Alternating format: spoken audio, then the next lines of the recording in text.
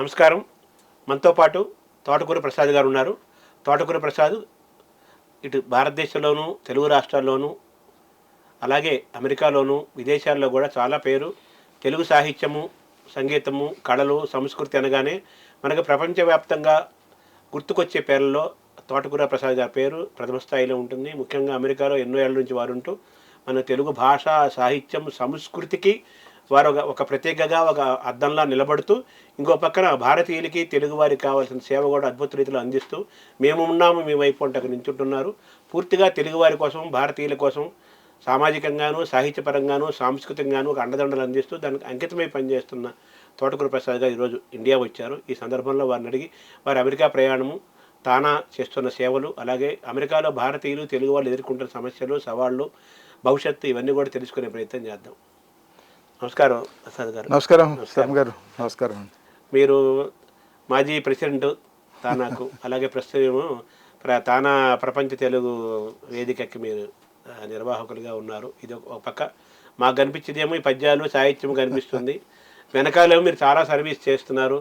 ఎందుకంటే అక్కడ కుటుంబాలు కొత్తగా పెళ్ళిలో విడిపోతున్నారు, అనేక సమస్యలు వస్తున్నాయి, అలాగే కార్పులు జరుగుతున్నాయి, చాలా జరుగుతున్నాయి. ఇక్కడ ఎన్నో జరుగుతున్నాయి మనకు తెలియకుండా. కొన్ని మాత్రమే వార్తలుగా మనకు తెలుస్తున్నాయి. వార్తలు వచ్చినాయి తెలుస్తున్నాయి, కానీ వార్తలకు ఎక్కకుండా ఎక్కువ జరుగుతున్నాయి. అలాగే ఇమిగ్రేషన్ ప్రాబ్లమ్స్, చాలా ప్రాబ్లమ్స్ ఎదుర్కొంటున్నారు భారతీయులు, తెలుగు వాళ్ళు. మీరు ఎక్కడ మీ చేతనంతవరకు మీరు వాళ్ళకి కౌన్సిలింగ్ చేస్తూ నిలబెడుతూ ఉన్నారు మీరు. అలాగే మహాత్మా గాంధీ యొక్క స్టాచ్యూని కూడా వేశారు. చాలా చేస్తున్నారు మీరు. ఇప్పుడు మీరు ఎంతకాలం అయింది అమెరికా వెళ్ళి? ముందుగా హెచ్ఎంటీవీ ప్రేక్షకులకి నమస్కారం. భారతీయుల తరపున, ప్రవాస ఆంధ్రుల తరపున నాకు చాలా సంతోషం. ఆశ్రమ్ గారు కొప్పరపు కవుల వంశస్థులు మీరు. వారి యొక్క అడుగుజాడల్లో నడుస్తూ వారిని మర్చిపోకుండా మన తెలుగు జాతి సొత్తి వాళ్ళందరూ కూడా ఆ సొత్తుని మీరు కాపాడుకుంటూ వస్తున్నారు. అలాగే మీరు కూడా మంచి పద్యాల పట్ల మంచి అవగాహన ఉన్నవారు. తర్వాత మంచి పాత్రికేయులుగా అద్భుతమైనటువంటి పేరు సంపాదించారు. మీతో కూర్చోవడం చాలా సంతోషంగా ఉంది. ముందు నాకు 40 సంవత్సరాలు నేను వెళ్ళింది 40 ఇయర్ ఇండస్ట్రీ అనుకోండి. 40 సంవత్సరాలు అయింది అమెరికా వెళ్ళి. అప్పటి నుంచి ఇప్పటి వరకు సరే వివిధ కాలమాన పరిస్థితుల్లో, వివిధ హోదాల్లో, తర్వాత వివిధ పాత్రలు పోషించడం జరిగింది. అప్పటి నుంచి ఇప్పటి వరకు వెళ్ళినందుకు ఎక్కడ విచారం ఏమి లేదు. అక్కడ ఉన్నటువంటి జనజీవన స్రవంతిలో ఒక భాగమవుతూ నాకు చేతనైన సహాయం చేసేంటి ఒక అవకాశం, అదృష్టం కలగడం నాకు నిజంగా సంతోషంగా ఉంది. అంటే 40 ఏళ్ళు అంటే దాదాపు సుమారు 4 తరాలు, 3-4 తరాలు అనుకుందాం.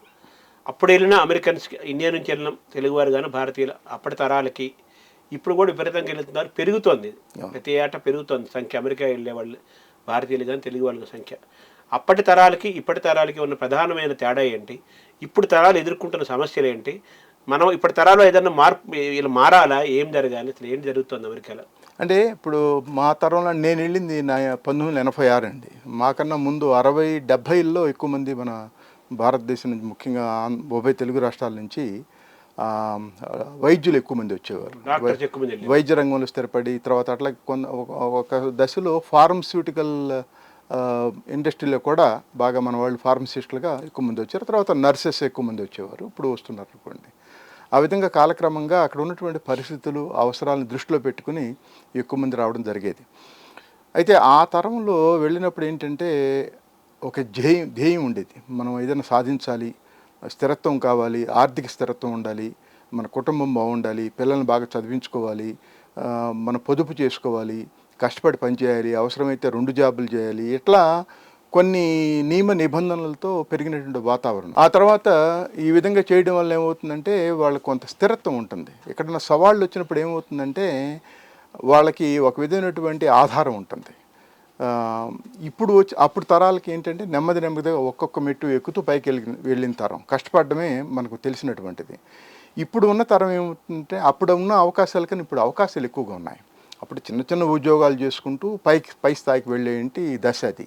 ఇప్పుడు Y2K అంటే 2000 సంవత్సరం తర్వాత వచ్చినటువంటి మార్పుల వల్ల సాంకేతిక పరిజ్ఞానం బాగా అభివృద్ధి చెందడం, ఆ తర్వాత సాంకేతిక నిపుణుల యొక్క అవసరం అమెరికా దేశంలో అవ్వడం వల్ల మన ఉభయ తెలుగు రాష్ట్రాలు ఎక్కువ మంది ఆ రంగంలో ఉన్నారు. కాబట్టి వారు రాగానే చదువుతో నిమిత్తం లేకుండా అనుభవం ఉంటే ఉద్యోగాల్లో నేరుగా ప్రవేశించే అవకాశం ఉన్నది. కాబట్టి వారికి ఎక్కువగా ఆదాయం ఎక్కువగా రావడానికి ఎక్కువ అవకాశం, సంతోషించవలసిన విషయం. అయితే అమెరికా దేశంలో ఏ ఉద్యోగం కూడా స్థిరత్వం ఉండదు. మీకు నచ్చితే మీరు ఉంటారు, మీకు నచ్చిపోతే బయటకు వచ్చేస్తారు, ఆ వాళ్ళకి నచ్చిపోతే మనం తీసేస్తారు. అంతేగాని ఇది ఒక ఒక ఉద్యోగం ఉంది కాబట్టి మరి దీంట్లోనే మనం పదవి విరమణ చేస్తాం, ఇక్కడే మనకి అన్ని సదుపాయాలు వస్తాయని ఎక్కడ ఉండదు. ఏ ఉద్యోగంలో ఉన్నప్పటికీ ఎంత పెద్దదైనా చిన్నదైనా గవర్నమెంట్ ఉద్యోగాలు ఉండదు ఉండదు. ఆ కారణంగా ఏమవుతుందంటే ఈ ఈ ఒక్కొక్క మెట్టు ఎక్కే దిశ కాకుండా ఒకేసారి పెద్ద స్థితిలోకి వెళ్ళిపోయి అక్కడ ఉద్యోగం పోతే మళ్ళీ కోలుకోవడం కష్టం అవుతుంది. అంటే రాగానే ఏమవుతుంది, ఉద్యోగాల్లో ప్రవేశించగానే పెద్ద పెద్ద ఇళ్ళు కొనేసేయడం, పెద్ద పెద్ద కార్లు కొనేసేయడం, ఒకళ్ళు పోటీ పడి ఇంకోళ్ళు ఒక విధమైనటువంటి ఈ పోటీ తత్వంతో ఎక్కడన్నా చిన్న దెబ్బ తగిలితే ప్రమాదాల్లోకి కట్టుకోవటమే కదా, అంతే కదా. ఇప్పుడు కారు తీసుకోవడం పెద్ద విషయం కాదు, ఎంత పెద్ద కారు అయినా తీసుకోవచ్చు, ఎంత పెద్ద ఇల్లు అయినా కట్టుకోవచ్చు. కానీ మనం దాన్ని భరించగలమా లేదన్నది ఆలోచించట్లా. ఇంకోటి ఏమవుతుందంటే స్నేహితుల యొక్క ప్రభావం కూడా ఉంటుంది. అరే మనకన్నా వెనకొచ్చారు వాళ్ళు అంత పెద్ద ఇల్లు కొన్నారు, ఇంత పెద్ద కారు కొన్నారు, ఇట్లా మనం ఒకరితో ఒకళ్ళు పోటీ పడితే బేరీజ్ వేసుకుంటూ అది ప్రమాదాలు దారితీస్తుంది. ఆ దశలో ఇప్పుడు ఉన్నటువంటి తరం ఒక విధంగా చిక్కుకుంది అని చెప్పవచ్చు. ఇప్పుడు ఉద్యోగ అవకాశాలు కానీ అక్కడికి వెళ్ళి మనం ఎంటర్ప్రెన్యూర్స్గా మారిన వాడు ఉన్నారు, రియల్ ఎస్టేట్ కూడా చేస్తున్నారు మన వాళ్ళు. వైట్ హౌస్ ఏంటి చాలా చోట్ల ప్రధానమైన వాటిలో మన వాళ్ళు ఉన్నారు, సలహాదారులుగా ఉన్నారు. అలాగే ఎలక్షన్ ఫండింగ్ ఇచ్చేవాళ్ళు కూడా మన వాళ్ళ పాత్ర కీలకంగా ఉంది. అలాగే ఉద్యోగాలకు ఇబ్బంది పడేవాళ్ళు ఉన్నారు, ఉద్యోగాలు చేసుకునేవాళ్ళు ఉన్నారు, వ్యాపారాలు చేసేవాళ్ళు కూడా ఉన్నారు. తరతరానికి ఈ స్ట్రక్చర్ మారుతుంది కదా. ప్రస్తుతం మన తెలుగు వాళ్ళు భారతీయుల యొక్క స్ట్రక్చర్ ఏ విధంగా ఉంది అమెరికాలో? అమెరికాలో ఒక విధంగా ఒక తరం, అంటే ఇప్పుడు మా తరం లాంటి వాళ్ళు ఆర్థిక స్థిరత్వం ఉన్నది, కుటుంబాలని కూడా అక్కడే స్థిరపడడం, పెళ్ళిళ్ళు చేసుకోవటం, పెద్ద పెద్ద చదువులు చదువుకోవడం, వాళ్ళు ఉద్యోగాలు స్థిరపడటం, మనవాళ్ళు మనవరాళ్ళు ఆ దశలో ఉన్నారు. ఈ రెండో తరం వచ్చేటప్పటికి ఇప్పుడిప్పుడే ఒక దశలోకి వెళ్తున్నటువంటి తరం. ఆ తరంలోకి అప్పటికి ఇప్పటికి ఉన్న తేడా ఏంటంటే అక్కడ అమెరికన్ జీవన విధానం తెలుసుకోకుండా వచ్చారు వీళ్ళు. అమెరికన్ సంస్కృతి తెలియదు వీళ్ళకి. కాబట్టి ఇక్కడ భారతదేశంలో ఏ విధంగా అయితే ప్రవర్తించామో అదే ప్రవర్తనని అక్కడ ప్రతిబింబ చేసినప్పుడు కొన్ని చిక్కుల్లో పడుతుంది. మన దేశం కాదు, అంత స్వేచ్ఛ ఉండదు కదా. అవును, స్వేచ్ఛ ఉంటుంది. స్వేచ్ఛని దుర్వినియోగం చేయకూడదు. ఇప్పుడు అమెరికా దేశంలో ఉన్న స్వేచ్ఛ ప్రపంచంలో ఏ దేశంలో ఉండదు. ఎందుకంటే మన పండగలు, మన స్వాతంత్ర దినోత్సవాలు, గణతంత్ర దినోత్సవాలు, వీధుల్లో మన జెండాలు, మన భారతదేశపు జెండా రెపరెపలాడించే ఆ స్వాతంత్రం ఉన్నది. డెమోక్రసీ అంత బాగుంది. అయితే దాన్ని మనం దుర్వినియోగం చేస్తే చిక్కుల్లో పడతాం. అది ఒక పద్ధతి, ఒక నియమావళి ఉండాలి. అది దాటామనుకోండి, దాటితే మనం అది అసభ్యంగా తయారవుతుంది, జరుగుతుంది. ఇప్పుడు ఉదాహరణకి ఏం జరుగుతుందంటే ఇప్పుడు మనకి ఉగాది, వినాయక చవితి, దసరా ఉత్సవాలు ఇవన్నీ చేస్తున్నాం కదా. చేసినప్పుడు ఒక కూటమిలాగా ఉంటాయి. అంటే ఒకే ప్రాంతంలో ఎక్కువ మంది తెలుగు వాళ్ళు లేదా ఎక్కువ మంది భారతీయులు నివసించే ప్రాంతంలో ఇదంతా మనదే సామ్రాజ్యం అనుకుని ఆ రోడ్లన్నీ బ్లాక్ చేసేయడం, ఆ ఉత్సవాలు జరుగుతున్నప్పుడు వీధుల్లో ఊరేగింపులు చేయటం, పెద్ద పెద్ద మూతలు చేసుకునే బాణసంచా కాల్చడం దీపావళి వస్తే, ఇలాంటి విశ్వ సంస్కృతి వల్ల ఏమవుతుందంటే అక్కడ పక్క వాళ్ళకి ఇబ్బంది కలుగుతుంది. ఇప్పుడు మన సంస్కృతితో సంబంధం లేనటువంటి వాళ్ళకి మనం నచ్చ చెప్పుకోవాలి, ఇది ఈరోజు మా పండుగ, లేకపోతే ఇది చేస్తున్నాం, కొద్దిగా మీకు ఇబ్బంది పెడితే క్షమించండి. ఇలాంటివి ఏమి లేకుండా రోడ్లన్నీ బ్లాక్ చేసేసి రోడ్లన్నీ మూసేయడం వల్ల ఏమవుతుంది, బయటికి వెళ్ళడానికి కూడా, కార్లు తీసి బయటికి వెళ్ళడానికి కూడా అవకాశం లేకుండా పోతుంది. అందువల్ల ఉదాహరణ డాలస్లో ఒక వ్యక్తి తన కారులోంచి బయటకు వచ్చాడు, రోడ్లన్నీ బ్లాక్ అయిపోయి ఉన్నాయి, పెద్ద ఉత్సవాలు చేసుకుంటూ మోతలుగా వెళ్తున్నారు. ఇతనికి దారి ఇవ్వమని అడిగితే ఎవరో అసలు ఇతను మొర పట్టించుకునేవాడు లేకపోతే చాలాసేపు చూశాడు. చూసిన తర్వాత కారు దిగి గన్ తీశాడు. గన్ తీసి ఎప్పుడైతే తీశాడో అప్పుడు చాలా చెదురైపోయారు భయపడి. అది అతను చాలా సెన్సిబుల్గా వ్యవహరించాడు అక్కడ. అది కనుక గన్ గాల్లో పిలిచాడు అనుకోండి, వీళ్ళు ఒకళ్ళ మీద ఒకళ్ళు పడి స్టాంపీడే చచ్చిపోయేవాళ్ళు ఎక్కువ మంది. అలాంటి పరిస్థితులు మనం దారి తీయకూడదు. మన ప్రవర్తనే కదా అది. ఇప్పుడు మీరు చేసుకోవచ్చు, ఎక్కడ చేయాలి అవి, ఆ ఉత్సవాలు ఎక్కడ చేయాలి, గుళ్ళల్లో చేసుకోవాలి, లేదా ఏదన్నా పెద్ద పార్కులో పర్మిషన్ తీసుకుని చేసుకోవాలి. అనుమతి ఇస్తారు కదా, పర్మిషన్ తీసుకోండి. ఇప్పుడు ఉన్నటువంటి ఇళ్ల మధ్యలో చేసుకున్నాం అనుకోండి, అందరికీ అసౌకర్యమే కదా, సివిక్ సెన్స్ ఉండాలి. అది తీసుకోవట్లేదు. అది తీసుకోకుండా ఏమవుతుందంటే ఎప్పుడైతే 400 మంది చేరారో, జరంగానే ఇదంతా మన సామ్రాజ్యంలాగా వాళ్ళు అనుకుని వాళ్ళు ఇష్టం వచ్చింది చేయడం వల్ల ఈ ఇబ్బందులు వస్తున్నాయి. అది ఉత్సవాల గురించి. అలాగే రాజకీయ నాయకులు వస్తారు, వచ్చినప్పుడు పెద్ద కార్ ర్యాలీలు పెట్టేసి జెండాలతో అటు ఇటు తిరుగుతా రోడ్లన్నీ కూడా మూసేసి చేయడం వల్ల ఏమవుతుంది, ఇబ్బంది కలుగుతుంది. అసలు అక్కడ రాజకీయ నాయకులకి అక్కడ ఉన్న అమెరికన్స్కి సంబంధం లేదు. వాళ్ళకి అర్థం కూడా కాదు ఏం జరుగుతుందో వాళ్ళకి. అలాంటి పనులు చేయడం వల్ల ఏమవుతుందంటే మన భారతీయుల యొక్క ప్రతిష్ట దెబ్బతింటుంది. మనకు ఉన్నటువంటి గౌరవం, భారతీయులంటే చాలా గౌరవం ఒకప్పుడు ఉండేది, ఇప్పుడు ఉన్నది, మన ప్రవర్తన మరి దిగజారిపోతుంది. అది మనకి ఎప్పుడైనా భారతీయులు అనగానే బాగా చదువుకున్న వాళ్ళు, ఇప్పుడు మీరు చూసుకుంటే ఇతర దేశాల ప్రజలతో పోల్చుకుంటే మన జీవన ప్రమాణాలు ఎక్కువ, మనకున్నటువంటి మనకు వచ్చే జీతం ఆదాయం ఎక్కువ, మనకున్నటువంటి వసతి సౌకర్యాలన్నీ కూడా మనం ఏర్పరచుకుని బాగా ఎక్కువగా ఉంటాయి. అందుకని వీళ్ళు కష్టపడి చాలా క్రమశిక్షణతో ఉద్యోగాలు చేసుకుంటారు, వాళ్ళ జీవితం వాళ్ళు గడుపుతారని ఒక మంచి అభిప్రాయం ఉండేది.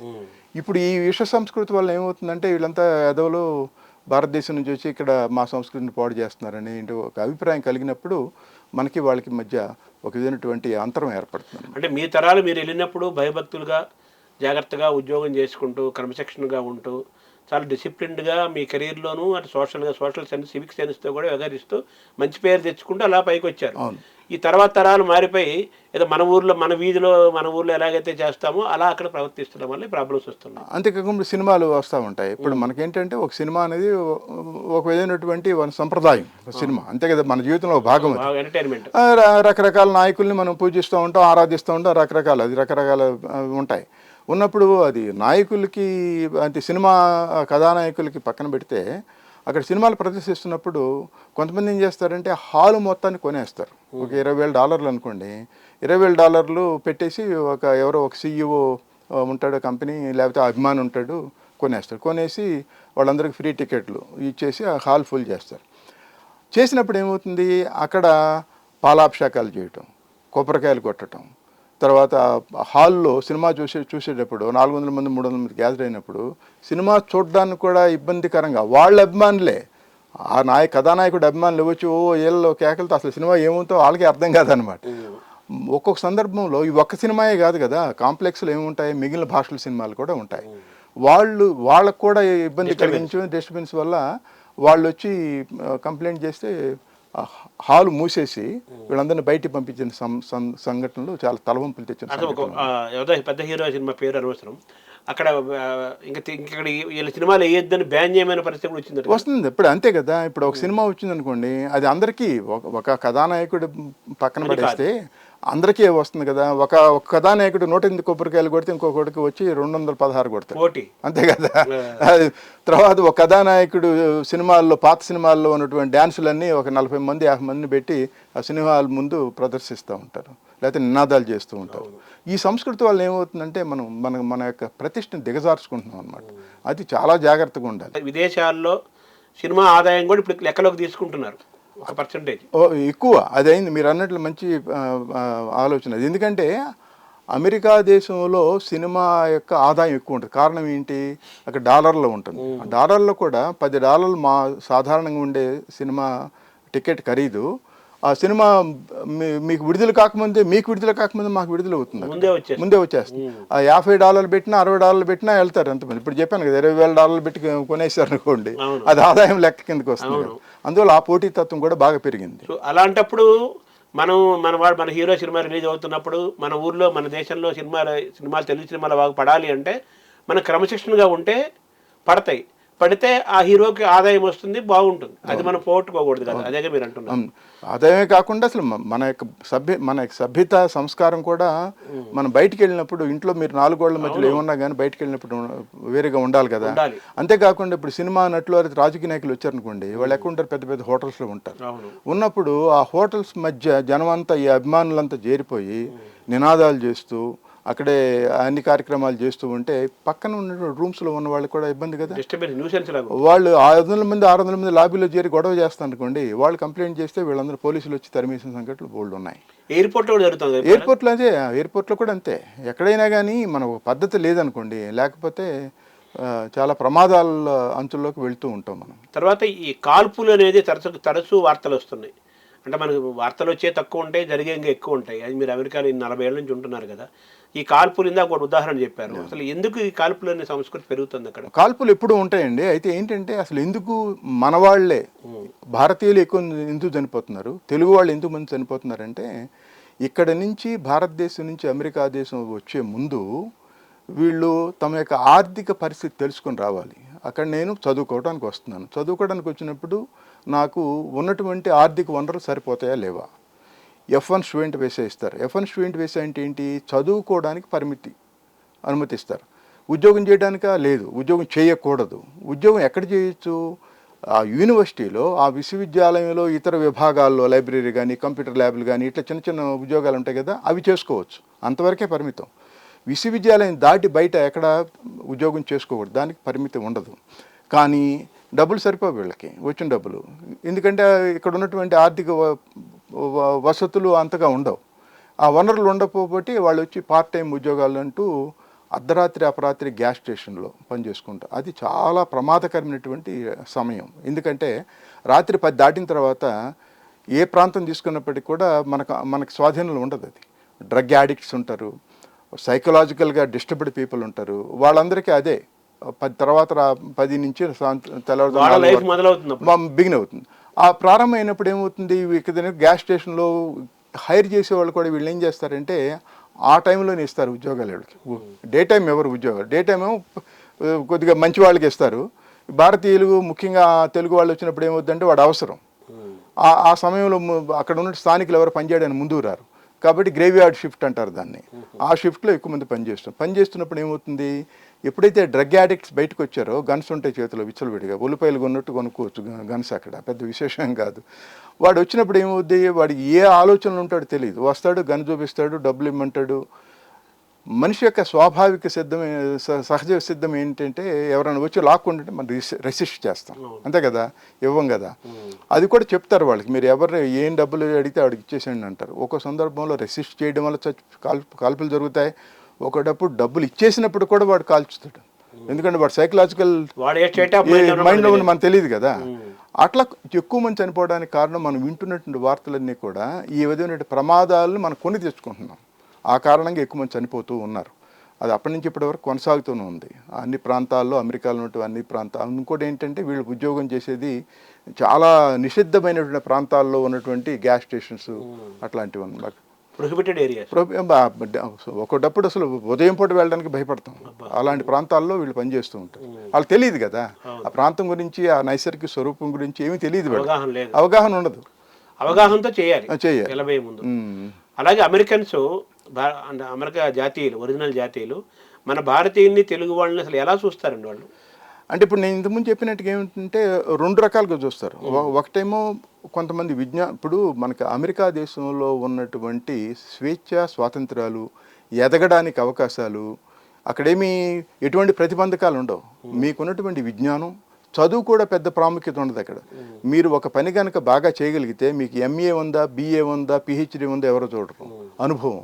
ఈ పని కనుక చేయగలిగితే దానికే ప్రాధాన్యత. కానీ మీకు ఎన్ని డిగ్రీలు ఉన్నాయి, ఎన్ని PhDలు ఉన్నాయి ఎవరు పట్టించుకోరు. ప్రొఫెషనల్ స్కిల్ ఉండాలి. ఆ విధమైన నైపుణ్యం ఉన్నప్పుడు మీరు ఎంతో ఉచ్చమైన స్థాయికి వెళ్ళిపోతారు. మీ కలర్ అడ్డం రాదు, మీరు భారతీయుల లేకపోతే ఇతర దేశస్తులని అడ్డం రాదు. దానికి ఉదాహరణలే సుందర పిచాయ్, సత్యనాథన్, ఇంతకుముందు పెప్సీలో పనిచేసినటువంటి ఇంద్రా నూయి లాంటి వాళ్ళు ఎంత ఉన్నత స్థాయికి వెళ్ళారు, ఎక్కడో ఉన్నారు. ఒక మహిళ అసలు ఆ సంస్కృతితో సంబంధం లేనటువంటి ఒక మహిళని పెప్సికో లాంటి సంస్థకి, పెద్ద సంస్థ, ప్రపంచంలో ఉన్న పెద్ద సంస్థకి అధినేత అయిందంటే దానికి కారణం ఏంటంటే ప్రతిభ. ప్రతిభ, స్కిల్. అంతే. దానికి కొంతమంది ఏమనుకుంటారంటే అక్కడ చాలా వివక్ష ఉంది, మన వాళ్ళని పట్టించుకోరు, మన వాళ్ళంటే వ్యతిరేకత ఉంది అనుకుంటారు. తప్పు అభిప్రాయం. మనకు వివక్ష ఉండదు. ఉదాహరణ వివక్ష అంటే ఇంకోటి చెప్తాను మీకు. ఆంధ్రప్రదేశ్కి తెలంగాణకి వివక్ష ఉంది. తెలంగాణలో ఆంధ్రప్రదేశ్ మూలాలు ఉన్న వాళ్ళు 40 సంవత్సరాల నుంచి ఉన్నప్పటికి కూడా మీరు ఇంకా తెలంగాణ వాడు కాలేరు. ఆంధ్రప్రదేశ్గానే భావిస్తారు మిమ్మల్ని, ఎక్కడ ఆంధ్రవాడు అంటారు కదా.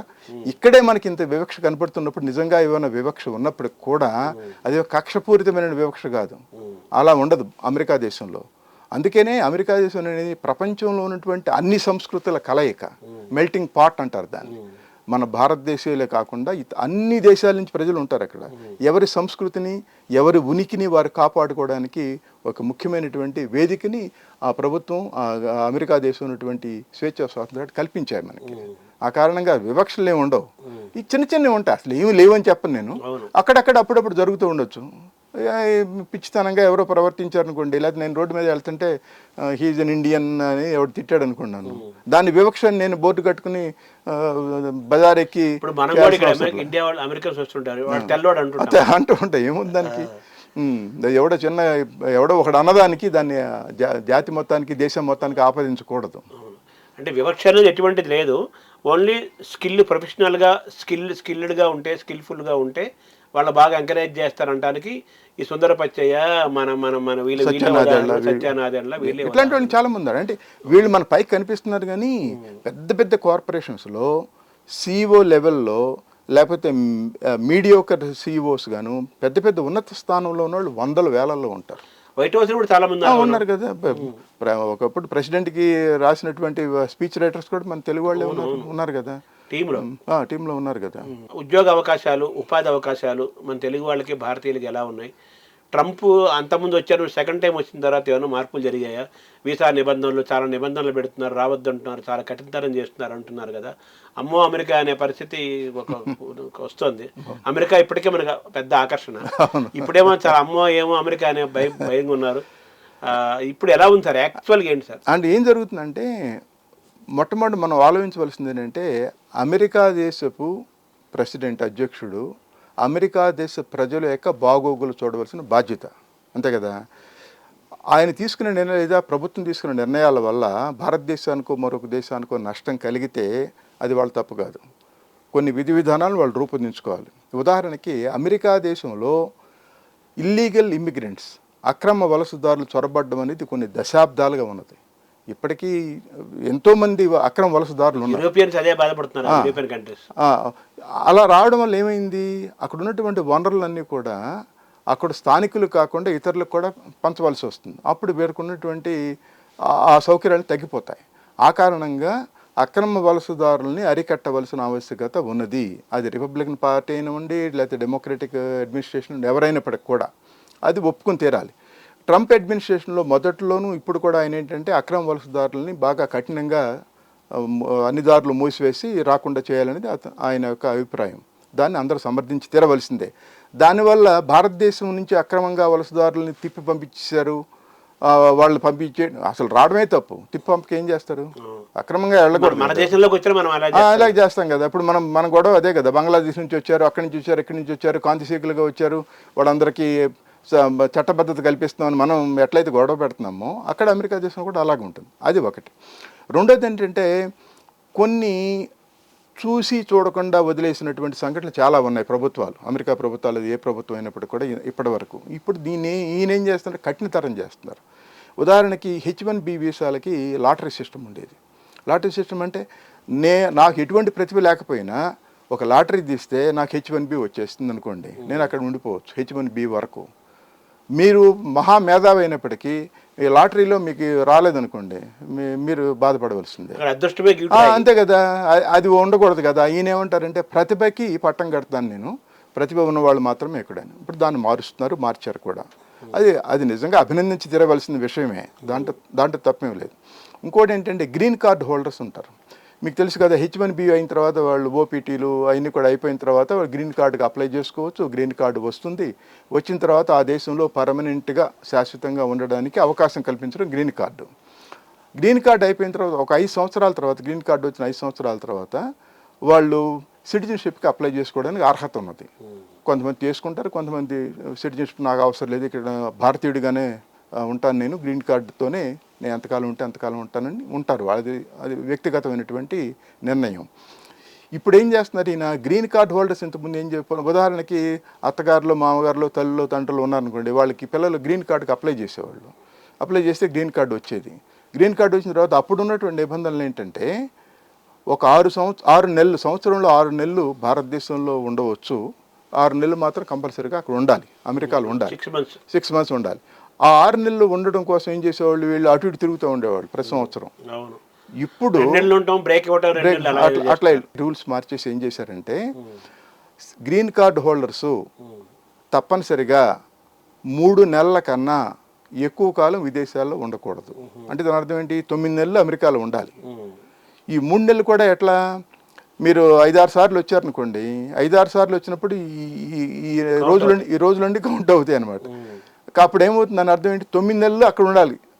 ఇంతకుముందు అట్లా ఉండేది కాదు. ఇప్పుడు అది ఇవాళ నుంచి మార్పు. అది ఇట్లాంటివన్నీ కూడా కొన్ని చట్టపరమైనటువంటి ఆంక్షలు విధించడం వల్ల కొంత ఇబ్బంది కలుగుతుంది. ఇది దీనివల్ల ఇబ్బందేనా? ఇబ్బంది కదా. ఇంతకుముందు ఏమో స్వేచ్ఛగా వచ్చేసి కొంతకాలం ఉండి మళ్ళీ వెనక్కి రావడం. ఇప్పుడు అట్లా కుదరదు. ఇంకా అది చాలా ఇబ్బంది కలుగుతుంది. చాలా మంది 3 నెలలు ఉండాలి అంతే. 3 నెలలు మాత్రమే ఉండవచ్చు. ఇప్పుడు మన భారతదేశంలో తీశారు, తగ్గించారు. అప్పుడేమో 9 నెలలు. అంతేకాకుండా ఇంతకుముందు ఏంటంటే వీళ్ళకి ట్యాక్సెస్ ఫైల్ చేయటం అట్లాంటివి ఏమి లేవు. ఇప్పుడు ఏం చేస్తున్నారంటే ప్రతి వాళ్ళు కూడా గ్రీన్ కార్డు హోల్డర్స్ అందరూ కూడా ట్యాక్సెస్ ఫైల్ చేయాలి. అక్కడ ఉన్నటువంటి ఉద్యోగం చేసినా చెప్పినా కానీ వాళ్ళకి ఉన్నటువంటి ఉద్యోగం జీతం లేకపోతే జీతం లేదని చెప్తారు. అంతే కదా, చూపిస్తారు అట్లా. కాబట్టి ఇప్పుడు ఆ రూల్స్ అన్ని కూడా కఠినతరం చేయడం వల్ల కొద్దిగా ఇబ్బంది కలుగుతాయి. ఇబ్బంది కలిగినప్పుడు ట్రంప్ ఇలా చేశాడు అలా చేశాడు అని అనుకుంటాం. అంటే ట్రంప్ చేసే వాటిల్లో మంచిని మనం ప్రోత్సహించాలి, పాజిటివ్. అయితే వచ్చిన సమస్యల్లో ఎక్కడంటే ఆయన అనాలోచితమైనటువంటి నిర్ణయాలు ఏదో ఒక స్టేట్మెంట్ రూపంలో ఇచ్చేస్తారు.